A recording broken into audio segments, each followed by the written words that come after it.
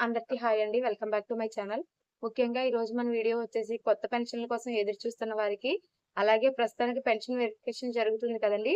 వారికి సంబంధించి కూడా చాలా వరకు నకిలీలున్నట్టు తేలింది. ఎక్కడ అయితే మనకి ఫిబ్రవరి 1 తారీఖున పెన్షన్ల పంపిణీలో ఎవరికీ పెన్షన్ అనేది నిలిపివేయలేదు.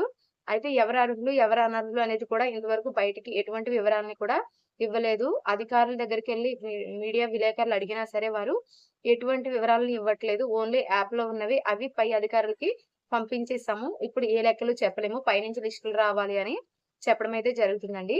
దీనికి సంబంధించి పూర్తి వివరాలనైతే ఈ వీడియోలో నేను మీకు తెలియజేస్తాను. కూటమి ప్రభుత్వం ఏర్పడిన తర్వాత ప్రతిష్టాత్మకంగా చేపట్టిన పథకాల్లో ముఖ్యమైనది మనకి పెన్షన్ పంపిణీ అండి. అది మనకి వాలంటీర్ల ద్వారా ఇచ్చేవారు ఇంటింటికి. అలాగే పెన్షన్ల పెంపు కూడా అది మనకి సచివాలయ ఉద్యోగస్తుల ద్వారా ఇస్తున్నారు ఇప్పుడు. అలాగే పెంచిన పెన్షన్ కూడా మనకి వికలాంగులకి 3000 నుంచి 6000 అలాగే వితంతువులకు, ఒంటరి మహిళలకు, వృద్ధులకు అయితే 4000 రూపాయల పెన్షను. అలాగే మంచానికే పరిమితమైన వారికి 15,000 రూపాయల పెన్షన్ అయితే అందిస్తున్న విషయం అందరికీ తెలిసిందే అండి. అయితే ప్రస్తుతానికి ప్రతి జిల్లాలోని, ప్రతి మండలంలోని, ప్రతి సచివాలయ పరిధిలోని సచివాలయ పరిధికొచ్చి కనీసం ఒక 50 కొత్త పెన్షన్‌లు అప్రూవ్‌కి సిద్ధంగా ఉన్నాయండి. ప్రస్తుతానికి మనకి 60 సంవత్సరాలు నిండిన వారు, బీసీలకి 50 సంవత్సరాలకి అని చెప్పారు కదా! అలాగే 50 సంవత్సరాలు నిండిన వారు, అలాగే వితంతువులు, ఒంటరి మహిళలు, ఇంకా చాలా మందైతే పెన్షన్‌ల కోసం సదరన సర్టిఫికేట్‌లు సిద్ధం చేసుకున్న దివ్యాంగులు కూడా అయితే పెన్షన్‌ల కోసం అయితే ఎదురు చూస్తున్నారండి. లాస్ట్‌గా గవర్నమెంట్ మనకి జనవరిలో కొత్త పెన్షన్‌లకు సంబంధించి అప్లికేషన్ తీసుకుంటామని చెప్పారు. కానీ ఇప్పుడు ఫిబ్రవరి కూడా వచ్చేసిందండి. ఎటువంటి చర్యలైతే చేపట్టలేదు. అయితే గవర్నమెంట్ నుంచి ఎటువంటి అప్డేట్ అయితే రావట్లేదు దీనికి సంబంధించి. పైన వచ్చేయన్నీ కూడా ఫేక్ అప్డేట్‌లే అండి. ప్రస్తుతానికైతే పెన్షన్ వెరిఫికేషన్ గడువును కూడా ఎక్కువగా పెంచారు.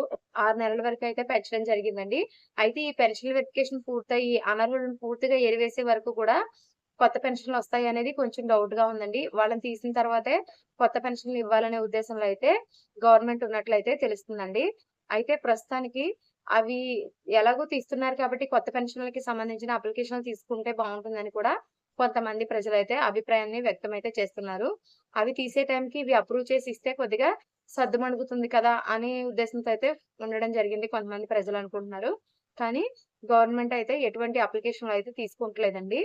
ముఖ్యంగా వచ్చేసి మనకి పెన్షన్ వెరిఫికేషన్ జరుగుతుంది కదండీ! దానికి సంబంధించి ప్రతి జిల్లాలోని 75% 50% అయితే అక్రమంగా తీసుకున్న వారు ఉన్నట్లయితే తెలుస్తుందండి. అందులో దివ్యాంగులకు సంబంధించి అలాగే మంచానికే పరిమితమైన వారైతే ఉన్న ఊర్లో ముగ్గురుంటే ముగ్గురు అనర్హులే కొన్ని ఊళ్ళల్లో.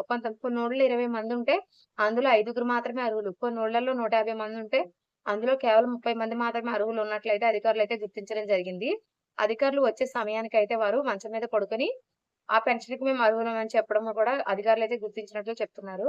కానీ ఇప్పటి వరకు కూడా పెన్షన్‌లకు సంబంధించి వెరిఫికేషన్ జరిగిన ఆటిల్లో ఎన్ని పూర్తిగా అనర్హులు అని అధికారుల దగ్గరికెళ్లి విలేకరులు ప్రశ్నించినప్పుడు వాళ్ళు ఎటువంటి వివరాలనైతే చెప్పట్లేదు.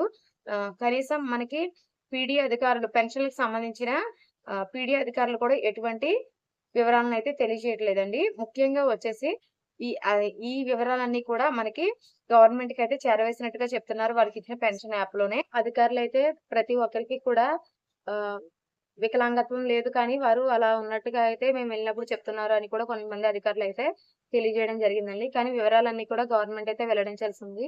చాలా వరకు అయితే పెన్షన్‌లు తీసేస్తున్నారండి. ప్రస్తుతానికైతే ఎమ్మెల్సీ కోడ్ ఎలక్షన్ కారణంగా అయితే ప్రస్తుతానికి ఎటువంటి చర్యలైతే తీసుకుంటలేదు. కానీ మనకి 6 మంత్స్‌లో అయితే చాలా విపరీతంగా పెన్షన్‌లయితే పోయే అవకాశం ఉందని ఉన్నతాధికారులైతే తెలియజేయడం జరుగుతుందండి ప్రస్తుతానికి. కానీ వివరాలనేవి ఎన్ని ఉంటాయి, ఎన్ని ఉండవనే లెక్కలు మాత్రం ఏ అధికారులు అయితే చెప్పట్లేదు. సో, ఇందులో చాలా మందికి పెన్షన్‌లు పోయే ఆహ్, ఇందులో చాలా మందికి పెన్షన్‌లు పోయే అవకాశం ఉందనైతే అధికారులైతే తెలియజేస్తున్నారు. ఇంకా మరిన్ని వివరాల కోసం మన ఛానెల్ చూస్తూనే ఉండండి. Thanks for watching. బై.